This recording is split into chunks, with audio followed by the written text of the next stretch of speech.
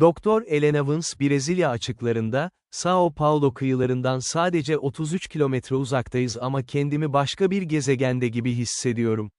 Botun motoru sustuğunda çöken o sessizlik, normal değil. Kaptan Silva demir atmayı reddediyor, gözlerinde sadece korku var, doktor, dedi Silva Portekizce aksanıyla. Buraya ayak basan son kişi bir deniz feneri bekçisiydi. Ailesiyle birlikte, onları bulduklarında, adada canlı tek bir insan hücresi kalmamıştı. Kıyıya bakıyorum.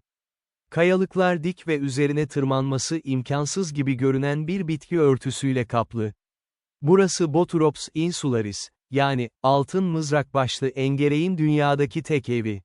Metrekare başına düşen yılan sayısı hakkında anlatılan şehir efsaneleri abartı olabilir ama gerçek hala kan dondurucu, adım attığınız her yerde, sizi saniyeler içinde felç edebilecek bir zehir pusuda bekliyor. Bölüm 2, Tırmanış ve Altın, Tuzak Karakter, Çavuş Marcus, Brezilya donanması, görevim belli, doktoru ve ekibini korumak. Ama bir kurşunla kimi durdurabilirsiniz ki? Burada düşman binlerce ve her yerde, botla kıyıdaki sığ kayalıklara yanaştık. Botun tabanı kayalara her değdiğinde sanki adanın kendisi tıslıyor.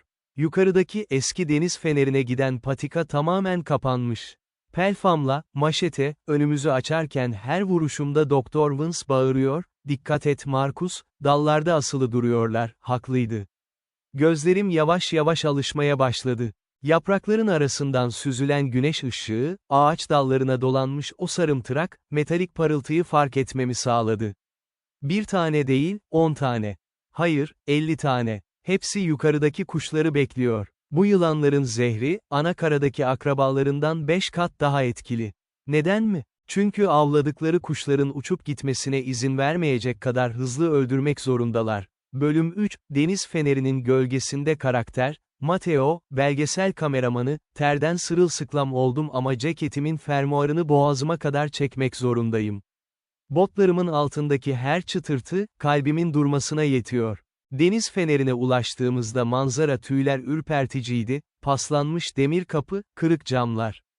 İçerisi dışarısından daha tehlikeli. Doktor Vance, termal kamerayla köşeleri kontrol ediyor. Cihazın ekranı adeta yanıyor, her köşede bir ısı kaynağı var. "Bakın," diye fısıldadı Elena. Bir dişi, doğrudan kameranın merceğine bakıyordu. Göz bebekleri dikey, dili ise havayı tadıyor. Zehri insan dokusunu eritecek kadar asidik. Eğer bir ısırık alırsanız, iç kanama ve böbrek yetmezliği dakikalar içinde başlar. Buradan hastaneye yetişme şansımız matematiksel olarak 0/4, kaçış ve sessizlik. Doktor Elena Vance örneklerimizi aldık, verileri kaydettik. Ama ada bizi bırakmak istemiyor gibi. Dönüş yolunda yağmur başladı. Kayalar kayganlaştı ve yılanlar, yağmurun getirdiği serinlikle daha da hareketlendi. Silva aşağıda botla bizi beklerken sürekli kornaya basıyor. Haklı, güneş batmaya başladığında burası tam bir kabusa dönecek. Son adımımızı botun içine attığımızda, sanki adanın tüm ağaçları hep bir ağızdan tısladı. Arkama baktığımda, kayalıkların üzerinde altın renkli bir silüetin bizi izlediğini gördüm. Biz oraya ait değildik. İnsanlık oraya ait değil. Doğa, kendisine ait olanı korumak için dünyanın en ölümcül ordusunu oraya dikmiş. Bölüm 5, Fener Bekçisinin Günlüğü, Yıl, 1920.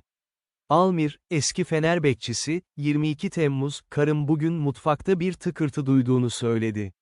Fare sandık. Ama fare olsa kedimiz Pipo bu kadar korkmazdı. Pipo sabahtan beri fenerin en üst katına saklanmış, aşağı inmiyor. Adanın her yerindeler, bunu biliyorum. Ama pencereleri sıkıca kapattım. Buraya giremezler. Değil mi? 24 Temmuz, gece yarısı bir cam kırılma sesiyle uyandım. Oturma odasına gittiğimde, pencerenin pervazından içeri süzülen o altın sarısı deriyi gördüm. Bir tane değil, 3 tane. Lambayı yaktığımda tavanda asılı duranları fark ettim. Çocukların odasına koşmaya çalıştım ama koridor tamamen hareket ediyordu. Yer görünmüyordu. Not, bu, adadaki yerel efsanenin başlangıcıdır. Rivayete göre aile fenerden kaçıp ormana, bota ulaşmaya çalışmış ancak her adımda bir yılan tarafından ısırılmışlardır. Ertesi gün donanma geldiğinde fenerin kapısında sadece sessizlik vardı. Bölüm 6, Toksikolojik Analiz, Modern Zaman, Karakter, Doktor Aristorn, biyokimyager, Elena bana adadan getirdiği doku örneklerini verdiğinde, bu yılanların neden, dünyanın en tehlikelisi, olduğunu anladım. Boturops insularis zehri, sıradan bir engereinkinden çok daha karmaşık bir proteaz karışımına sahip, zehri incelediğimizde şu denklemi görüyoruz, zehir eşittir hemotoksin artı sitotoksin artı nörotoksin. Bu karışım insan vücuduna girdiğinde şunlar gerçekleşir, doku erimesi, ısırılan bölge anında sıvılaşmaya başlar, nekroz, pıhtılaşma bozukluğu, kan, damarların içinde pıhtılaşma yeteneğini kaybeder. Kurbanın diş etlerinden, gözlerinden ve eski yaralarından kan sızmaya başlar, beyin kanaması, zehir, kan beyin bariyerini zorlayarak felce neden olur. Bölüm 7, adanın, asıl, sahipleriyle karşılaşma. Karakter, Doktor Elena Van Jeffener'in çevresindeki bitki örtüsünü incelerken, bu yılanların evrimsel bir mucize olduğunu fark ettim. Ana karadaki akrabaları yerde avlanırken, bunlar ağaçlarda yaşamaya adapte olmuşlar. Neden mi? Çünkü adada kemirgen yok. Sadece göçmen kuşlar var. Bir kuşu havada yakaladığınızda, onu hemen öldürmelisiniz. Eğer kuş uçup giderse, yılanın akşam yemeği denizin ortasında kaybolur. Bu yüzden zehirleri, bir kuşu saniyeler içinde felç edecek kadar sertleşmiş, tam o sırada, Markus'un bağırdığını duydum. Ayağının sadece birkaç santim uzağında, kurumuş yaprakların arasına mükemmel kamufle olmuş bir yetişkin vardı. Markus donup kaldı. Eğer nefes almasaydı, yılan onu bir ağaç gövdesi sanabilirdi. Yılanın o dikey göz bebekleri. Tamamen duygusuz ve tamamen odaklanmış. Bölüm 8, tahliye ve geriye kalanlar. Karakter, Çavuş Markus botun motoru sonunda gürledi. Adadan uzaklaşırken, kıyıdaki kayalıkların üzerinde güneşin son ışıklarıyla parlayan o sarı lekeleri görebiliyordum.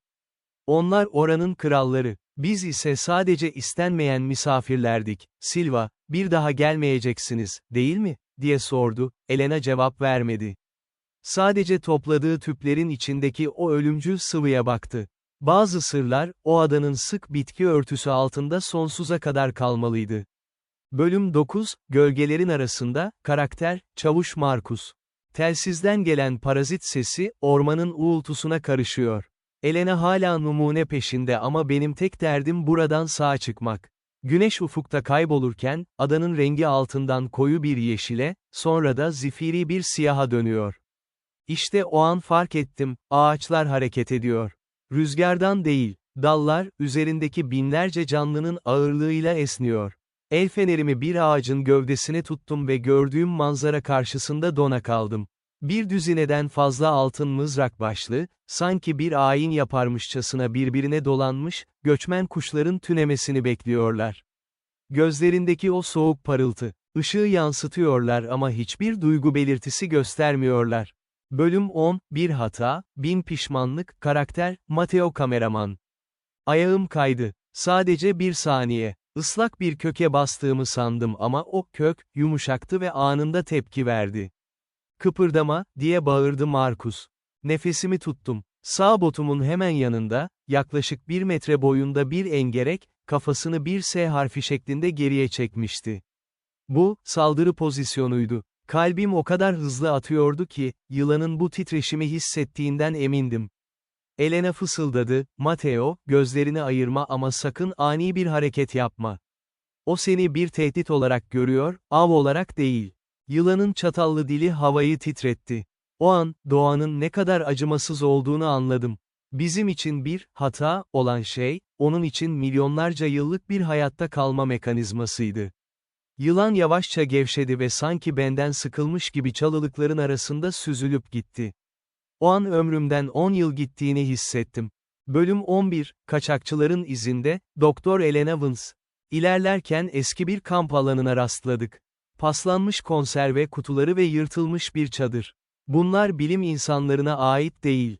Biopiracy, biyokorsanlık. Kara borsada tek bir Boturops insularis 10.000 ile 30.000 dolar arasında alıcı bulabiliyor. Bu insanlar, hayatlarını birkaç bin dolar için riske atıyorlar. Ama kampın hali gösteriyor ki, doğa bedelini ödetmiş. Çadırın içinde kimse yoktu, sadece bir çift bot ve terk edilmiş bir çanta. Adanın derinliklerine giren ama asla geri dönmeyen, hayaletler, listesine birkaç isim daha eklenmişti. Bölüm 12, Denizin güvenliğine dönüş. Nihayet botun güvertesindeyiz. Kaptan Silva bizi hemen dezenfekte etti ve kıyafetlerimizi kontrol etti. Adadan uzaklaşırken arkama baktım, sis çökmüş, Queimada Grande karanlığın içinde kaybolmuştu. Elimdeki not defterine son bir not düştüm. İnsanlık dünyayı fethettiğini sanıyor ama Queimada Grande gibi yerler bize asıl patronun kim olduğunu hatırlatıyor. Oraya hakim olamayız, orayı evcilleştiremeyiz. Sadece uzaktan izleyebilir ve saygı duyabiliriz. Bölüm 13, Gece yarısı baskını karakter, Carlos, eski bir paralı asker, lanet olsun. Jeneratör bozuldu. Fenerimiz bitti. Luis nerede? Luis, ses ver. Sadece 5 dakika önce çadırın dışındaydı. Bir hışırtı duydum, sonra sustu. Adada rüzgar bile esmiyor ama her yer hareket ediyor. Botu kıyıya bağladığımız yer dalgalarla dövülüyor, gidemeyiz. Burası bir hapishane. Altın rengi bir hapishane. Bölüm 14, Halüsinasyonlar ve hipotermi karakter, Carlos, zaman algımı yitiriyorum. Louis'i buldum, ya da ondan geriye kalanı. Kayalıkların orada, suyun çekildiği yerde yatıyor. En az 10 tane ısırık izi var. Yüzü tanınmaz halde, deri rengi mordan siyaha dönmüş. Dokunduğum an derisi elimde kaldı. Bu lanet mahlukların zehri insanı canlı canlı eritiyor. Şu an fenerin dibindeki kayalığa tünedim. Yukarı bakamıyorum, çünkü yukarıdaki her dal birer kırbaç gibi üzerime sarkıyor. Gözlerimi kapattığımda bile o tıslamayı duyuyorum. Sanki ada benimle konuşuyor. Buraya ait değilsin, diyor. Haklıydı. 30.000 dolar için canımı veriyorum. Bölüm 15, Bilimsel gerçeklik neden kaçamazsınız? Adada mahsur kalan biri için kurtulma şansının bu kadar düşük olmasının fiziksel ve biyolojik nedenleri şunlardır: zemin yapısı, ada, keskin volkanik kayalar ve aşırı sık bir bitki örtüsü, yağmur ormanı, ile kaplıdır. Her adımda dengenizi kaybetme riskiniz vardır ve tutunacağınız her dal bir yılan olabilir. Yoğunluk grafiği, kıyı şeridi, orta yoğunluk, yengeç avlayan genç yılanlar, orman tabanı, düşük yoğunluk, yılanlar yukarıdadır. Ağaç kanopisi, ekstrem yoğunluk. Metrekareye düşen yılan sayısı burada zirve yapar. Bölüm 16, Son perde doğanın intikamı karakter, Doktor Elena Vance, geriye dönüş, araştırma gemimize döndüğümüzde, dürbünle adaya son bir kez baktım. Şafak söküyordu. O kaçakçıların kampından dumanlar yükseliyordu ama bu bir yardım çağrısı değil, bir bitişin işaretiydi. Modern tıp, bu yılanların zehrinden elde edilen Keptopri gibi ilaçlarla milyonlarca insanın hayatını kurtardı, yüksek tansiyon tedavisi. Bir ironi bu, öldüren şey, aynı zamanda yaşatıyor. Ama bu denge sadece laboratuvarda geçerli. Adada tek bir kural var: temas eşittir ölüm, doz, vücut ağırlığı, zehir gücü. Bu denklemde, insan her zaman kaybeden taraftadır. Bölüm 17, Adadan geriye kalanlar botumuz ana karaya yanaştığında, üzerimizdeki kıyafetlerin her bir layfı incelendi. Tek bir yumurta, tek bir yavru yılanın gemiye sızması, koca bir ekosistemi felç edebilirdi.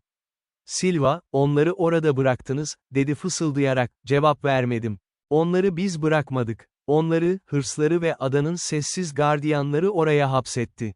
Bölüm 18, Adanın doğuşu. Dünya son büyük buzul çağının pençesinden kurtulurken deniz seviyeleri yükselmeye başladı. Queimada Grande, bir zamanlar ana karaya bağlı sıradan bir tepeydi. Ancak sular yükseldikçe, bu tepe bir adaya dönüştü, içeride mahsur kalan yılanlar için zaman durdu. Yerdeki avlar, fareler, kertenkeleler, bittiğinde, doğa onlara iki seçenek sundu: ya öl, ya da tırman. Bölüm 19, Laboratuvar verileri değişimin bedeli, karakter, Doktor Aris Thorne, Elena'nın getirdiği numuneleri analiz ederken bir tuhaflık fark ettim. Bu yılanların sadece zehri değil, anatomisi de değişmiş. Kuyrukları, dallara daha sıkı tutunabilmek için bir kanca gibi evrimleşmiş, ancak en korkutucu olanı üreme döngüleri. Adadaki kısıtlı popülasyon nedeniyle hermafroditizm, çift cinsiyetlilik belirtileri gösteriyorlar. Ada kendi kendini besleyen, kendi kendini yok eden ama asla pes etmeyen kapalı bir devre haline gelmiş.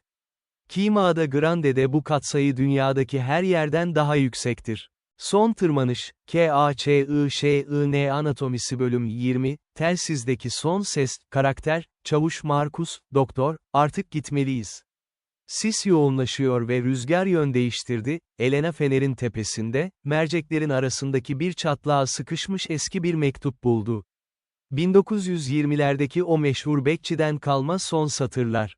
Kağıt o kadar sararmış ki dokunduğumuzda un ufak oluyor.